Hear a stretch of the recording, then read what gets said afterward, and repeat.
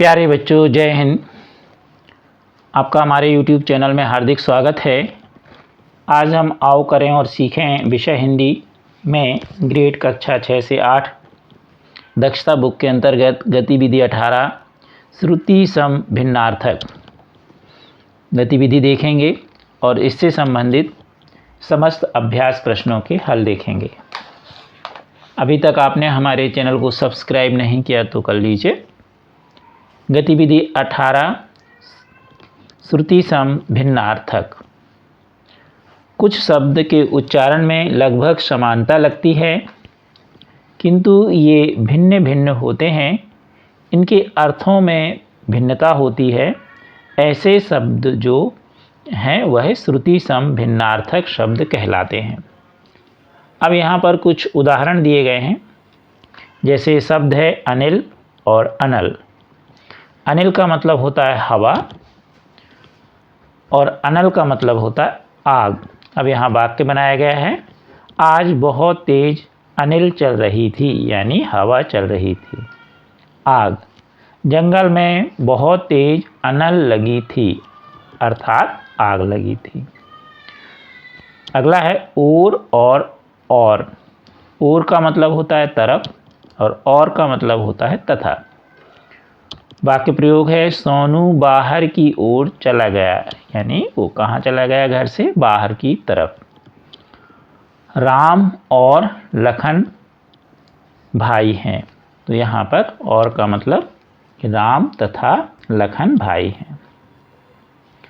आसमान यानी आकाश और असमान यानी एक जैसा नहीं। आकाश का है पक्षी आसमान में उड़ रहे हैं, यानी आकाश में उड़ रहे हैं।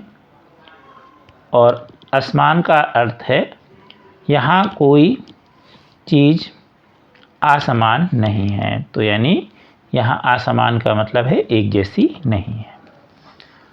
समान यानी बराबर और समान यानी सामग्री। तो समान यानी बराबर का है, हम सभी के साथ समान व्यवहार करते हैं, यानी एक जैसा बराबर का व्यवहार करते हैं। और सामान यानी सामग्री, आज बाजार से बहुत सारा सामान लाए। तो इस तरह यह गतिविधि 18 है। अब इस पर आधारित अभ्यास 198।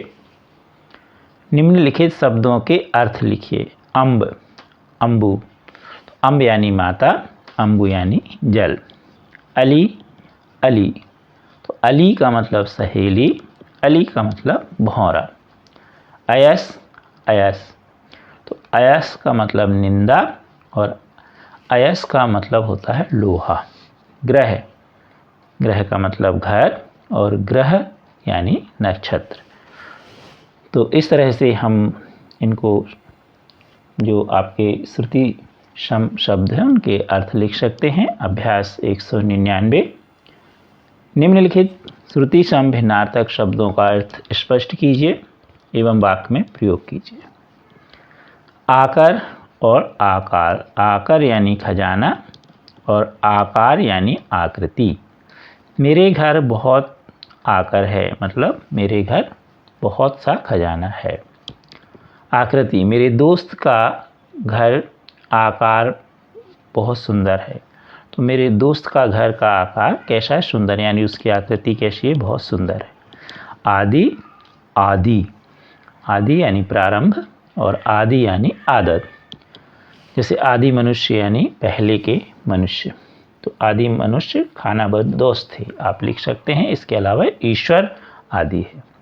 आदत, आदि मतलब तो वह नशे का आदि है। तो किसी व्यक्ति को कोई आदत लग जाती है तो उसे हम आदि भी बोल देते हैं या आदत बोल देते हैं। पास यानी जाल और पास यानी समीप। मछली पास में फंस गई, यानी जाल में फंस गई। उसका घर मेरे पास है, मतलब मेरे घर के समीप नज़दीक है। कंगाल, कंगाल मतलब दरिद्र कह लीजिए। यहाँ हमने कंगाल लिख गया है तो इसको सुधार लीजिए, दरिद्र कर लीजिए या बहुत गरीब कर लीजिए। वह बहुत कंगाल है। कंकाल, कंकाल यानी ढांचा। जैसे किसी भी जीव जंतु का जो होता है उसे हम कंकाल कहते हैं। तो कब्रिस्तान में बहुत सारे कंकाल पड़े थे। तो इस तरह ये अभ्यास आप कर सकते हैं। अब देखेंगे हम इसी के अंतर्गत अभ्यास 200 निम्नलिखित शब्दों का वाक्यों में प्रयोग कीजिए। यहाँ 2 लाइनें हैं तो 2 वाक्य में प्रयोग करना है।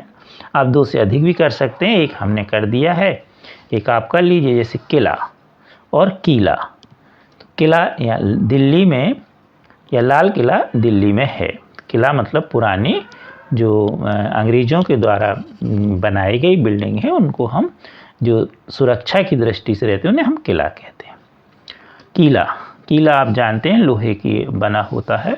किले पर हम तस्वीर लगाते हैं दीवार पर, तो किले पर तस्वीर लगी है। तो इस तरह से हम लिख सकते हैं दिया और दिया। जब हम किसी कोई चीज़ देते हैं तो देना। मैंने अपने दोस्त को एक पेन दिया। और दिया यानी जो हम दीपक जलाते हैं उसके लिए, तो मंदिर में दिया जलाते हैं। तो इस तरह से बड़े आसानी से सभी जो आपके अभ्यास हैं वो आप कर सकते हैं। अन्य वाक्य भी आप बना सकते हैं।